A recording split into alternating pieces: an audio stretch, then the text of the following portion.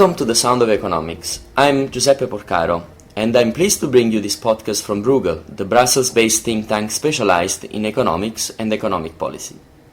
The Sound of Economics focuses on one economic policy topic, exploring the subject in detail and looking at Bruegel work in the area. And in this episode, we will look into the future. Huge technological advancement in computer science and information systems are moving us towards the artificial intelligence era. With the creation of computing machines and systems that perform operations analogous to human learning and decision-making.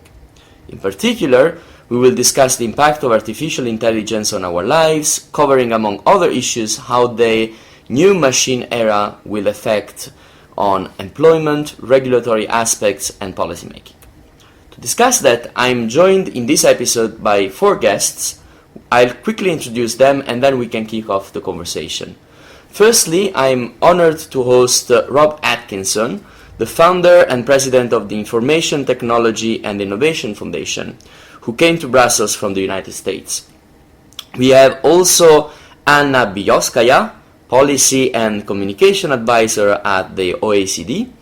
Thanks for joining us, Anna.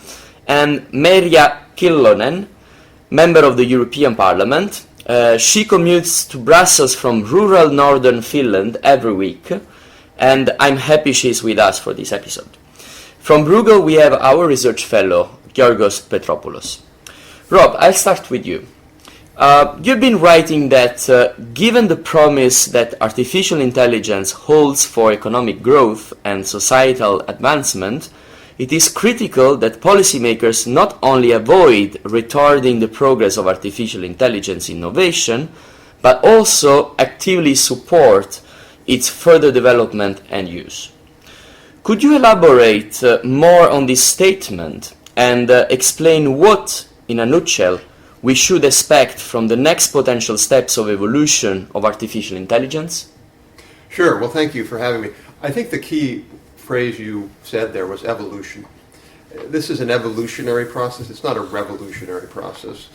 AI has always been around. We're now in sort of the 3rd generation of it. It's gone through these fallow periods or what people call AI winter. It's now back in the spring or the summer, and we're making progress again. And it's really having an important impact. So, for example, language translation online is so much better than it was. So I think we're going to see 2 big impacts of AI. One is just on improving things. So we'll have better healthcare diagnostics. We'll have better medical discovery. We'll have better environmental protection. They're using AI in Africa for poaching. They're using AI to plate where wind turbines should go to produce clean energy. So AI is going to be used to complement and give us new capabilities that prior to that were very expensive to provide. You probably could have done all of those things if you hired an army of millions of people writing things down on paper, typing them into a computer. Now you can do it through AI. So that's one part. It'll just make our lives better. That's not really what people are worried about. What the worry is what it's going to do to the labor market. And I think there we should really be optimistic in the following sense. The challenge for Europe, as Bruegel has written about, is a productivity challenge. European productivity growth is very, very low. As is American. And if we're going to raise wages and living standards for Europeans, you're going to have to raise productivity. And then if you look around, what are the productivity tools? What are the paths out there? AI is going to be one of the more important ones, along with robotics, to be able to do that.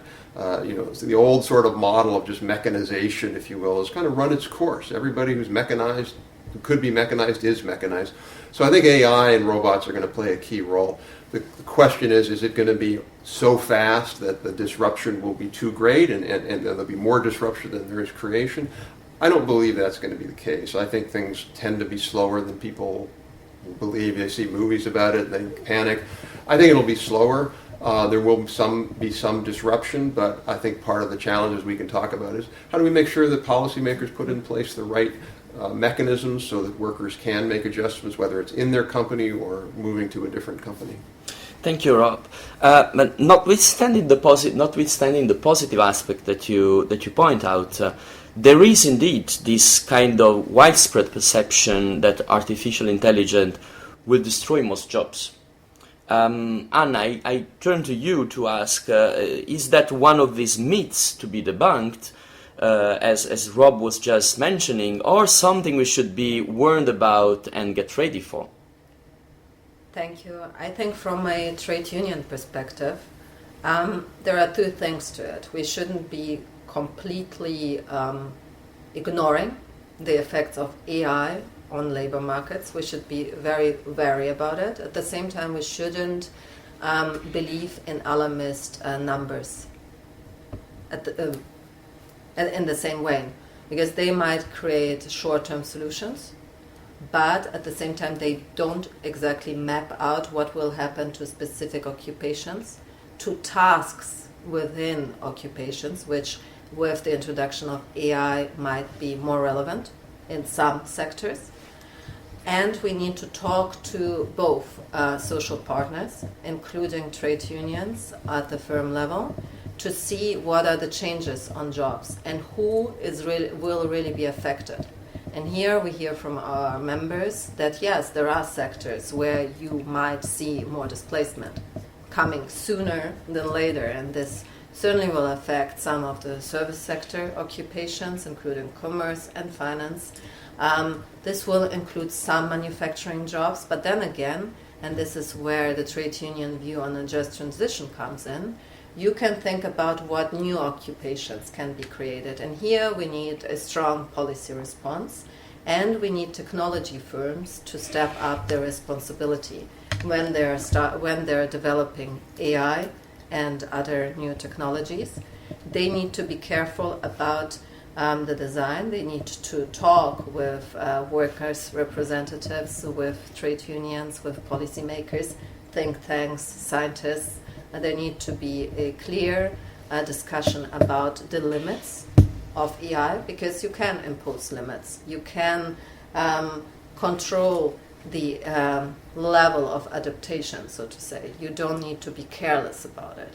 And in the meantime, you need to act on the policy level and make sure that people either retain their jobs by clear, well-funded, revamped training strategies, by mapping out where are new occupations coming from, investing possibly in these new not even sectors, but in these new opportunities. One example is the transition to a low carbon economy where new jobs might be created. In manufacturing, you will have rules that are about recycling, remanufacturing, old materials that are now being developed. And in many companies where you have that are subject to collective agreements and to strong social dialogue, you already have processes that are being put in place to ensure that workers have new roles in the same companies. Now, if you're a financial sector employee and you might be replaced by a big data tool that is simply faster than you in predicting certain financial transfers, there you need retraining possibly and find a new job. And here you need to be supported. And so it goes across all sectors, across all levels of skills. So we need to be careful, but not alarmist about it at the same time. Use existing systems, not weaken them. And this relates to collective bargaining, to social protection, and look at the same time at market concentration, at competition and taxation policies, because there are many regulatory opportunities there as well to distribute gains better and to ensure that there is not a disruption, but a technological diffusion with a strong social dimension, which I think is what trade unions are standing for. Thanks. And you are right to focus on the issue of policy and policy making. And also Rob had argued before that policymakers also have a very specific role, in particular, that they not only should avoid slowing the progress of artificial intelligence innovation, but also actively support its further development and use. So I would like to ask Merja, as member of the European Parliament, how do you see the role of legislators in this respect? I see the role of legislator as taking care of the liability and the ethics and the limits also what can be done and what not can be done, and or not should be done. And I think artificial intelligence and robotics should help people in their work, and we should make that happen, not thinking that we are going to replace all the working people with the robots or artificial intelligence. And that's the issue, that we need more information, more discussion, conversation between people, between companies, between think tanks, between all the areas, unions, people, between people. So the decision makers, we shouldn't do our decisions by what we think to know. So we need to find out more and see what is happening right now and what can be happen and what we want to be happening in the future. And I think we need to also speak about financing, about the education, about the research works, and find a solution together with the people and with the industry, with us all, not just thinking that everything goes like in iRobot movie. So I think it helps a lot when we start to speak out loud about these worries and about these opportunities which we have. Thanks a lot. Georgios, what do you think about all this? First of all, I think that it is a very interesting topic for discussion. And I believe that through discussion of all the relevant sides and actors, we can really understand what is artificial intelligence and what will be its impact to society, to people. So that is a necessary first step to move forward, and good research studies could be very helpful in this direction. As it has already been said, the policies to be applied should be multidimensional and should target to maximize the potential benefits at a limited cost. For me, a first priority will be the educational policies that are inspired by this technological change. By the training programs, programs could help people to adjust to the shift of employments in this new era. And this is not only responsibility of the state, it's also responsibility of the companies that they are in the frontier of bringing this change, technological change. So by educating correctly, by training correctly employees to adjust easily to this shift of employment that will improve, will minimize potential employment risk in the future. Thank you. Is there any comments on this, or on something that one of your colleagues has been saying before that you would like to add on? Yeah, this is Rob. So I think one of the mistakes I think that a lot of people make in this is they sort of ascribe, I mean, it's almost, we're using the wrong term, artificial intelligence. We should maybe call it artificial mediocrity, because they're not all that intelligent. I mean, these systems can do some things really, really well. If you want to know, solve pi to the 50 millionth decimal place, they can do that a lot faster than I can do it. But if they want to know, what's that thing across the room, they can't tell you that. I can tell you that's a chair. They can't tell you it's a chair, and they're not going to be able to do that for a long time. So I think we have to remember many, many human occupations are, they're pretty complicated. They do, and most workers don't do one thing. Most workers do multiple things. And so the better studies, like the McKinsey study, what it showed was that AI and robotics, they will reduce some of the tasks that individual workers do. Like for example, an office worker, a lot of what an office worker might do, or a secretary, or whatever, is scheduling. So, with AI systems, scheduling is sort of be automatic. I'll just talk into my phone, hey, I'm meeting with Fred, and it kind of gets done. But that doesn't mean that the job is going away. They're just going to be doing other things. They might be doing, frankly, more interesting things, more valuable things to the organization. So, sure, some jobs, take the prototypical elevator operator job, that went away when we did. There'll be certainly elevator operator kinds of jobs. But for most of us, it'll be a supplement. It'll be something that will help us to continue to do our job better. I believe we need to differentiate between different AI applications as well, because some robotics might not be at that state yet to cause a major disruption, whereas some other AI big database systems already do and are accelerating. What we need to keep in mind, I think, is both the quality of work. We need to maintain the standards that in many countries are in place for decades. We need to maintain those. We cannot take a step back from those standards. At the same time, we need to control wealth and distribute wealth. And this is a problem that is not as tied to technology, but might be amplified because you have such a great market concentration in the digital economy. So here, if we really want to distribute the gains of new technologies, we need to look at wealth distribution and at maintaining fair wage levels. And when it comes to job destruction, if it took place, then we need to have a framework in place in different countries with the right amount of funding to make sure the workers are not left behind completely, who then have the training opportunities, who have a social safety net, etc.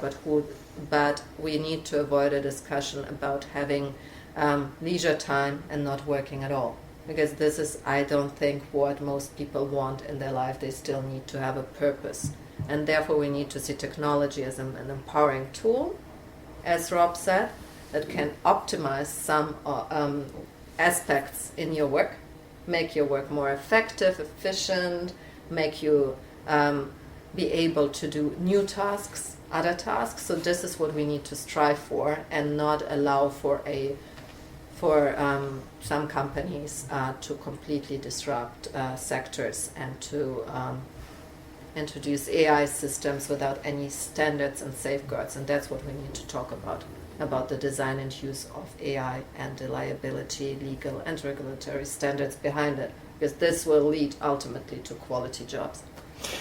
Beside the issue of employment, and I'm looking at media and the issue of how economy would change, or the life of every single citizen might change. Do you think that politics would change with artificial intelligence and democracy? I hope it should somehow, and I think as politicians we should focus more for the possibilities, going from the risk-based analysis to the possibilities-based analysis or closing, not forgetting the risks, but checking out that like a little child, checking out what can be done, what's there, what's new, what are the possibilities which could help our daily life, human beings' daily life, and then check out what are the risks, what need to be tackled. And I think we could find a great solution for the Europe and for the whole wide world if we could be, as politicians, like a little child, checking out what is happening in the world, and could we help people with it, and then take out the risks and give better education for the people and so on. Thank you. And Georgios, do you want to add something to this? Yes, I fully agree with Rob that when we are talking about artificial intelligence and its impact, we should first of all define what is artificial intelligence. And that is the only way we can move forward, by specifying what will be the potential developments, benefits, and probably risks. I would say that there are three different pillars in the definition. The one is the robotics, the other is the machine learning, and the third is the data. The data helps machines to learn through examples. And this learning is applied to robots in order to pursue specific tasks. And that is the difference. The cognitive dimension, the multi-dimension of human beings that do multiple tasks even at the same time, cannot be compared with a robot that it is designed for a specific task. Yes, a robot can be a much better chess player than a human being, but is designed only to do that, and that is the only functional dimension. So we need to keep in mind this substantial difference between human beings and robots through this artificial intelligence mechanism when we are talking about their future impact and whether human beings are at risk from them. Thank you. We are going through almost towards the end of this episode, and I would like to recall the fact that back in 1872, Samuel Butler was the first to write about the possibility that machines might develop consciousness by a sort of Darwinian selection. That was done in his novel called Erewhon. Many dismissed this back then as a joke. But in 2017, as Georgios just said, we are not surprised anymore about the principle of machines that can learn. And if we think about it, all our discussion about the future of artificial intelligence revolves around this possibility. So, to conclude, I would like to ask you to make an exercise of imagination. Let's imagine for a moment that we can jump in a time machine and record the end of our episode from the year 2172. We are there in 2172 now, and each of you has the chance to tell to our listeners back in 2017 what will be the one striking feature that the evolution of artificial intelligence will bring us. What would that be? You have one thing to choose for each of you. Who would like to start? Well, first of all, I think the history of prediction shows that it's impossible to predict things. I mean, we can never, ever do it. But what the heck? I think it's going to be the human brain-computer interface, and sort of your brain is enabled by and augmented by technology. Potentially even kind of at the sort of improvements of humans at the genetic level with CRISPR and things like that. I'm not afraid of that. I think, and again, if there are rules, if there's frameworks for how society governs that could ultimately be good. I think we're also going to be living in a world where we're going to look back at the world we live in and go, how did those people ever live like that?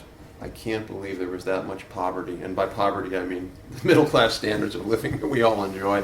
I think people living at that time will be living just so much better lives. The environment will be cleaner. There'll be more public amenities. Frankly, the other thing that I think will happen is I completely agree that people need to work for human dignity and purpose, but we'll work less.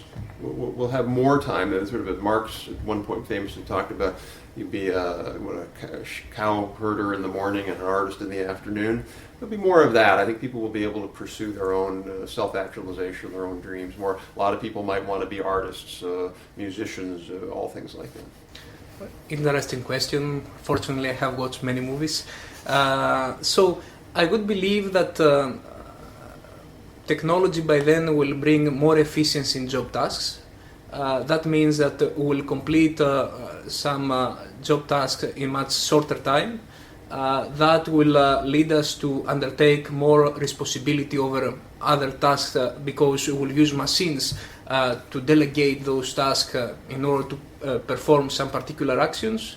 And probably that will make us to use the machines in our benefits with many efficiencies to be distributed across all the market and economy players. Thank you very much, and that brings us to the end of this podcast. Thanks for listening to The Sound of Economics, and thanks to all of my guests. If you are interested in more Bruegel work on digital innovation, you can find a range of blogs and papers on our website at www.bruegel.org. I hope you'll join us again for The Sounds of Economics. Thank you, goodbye.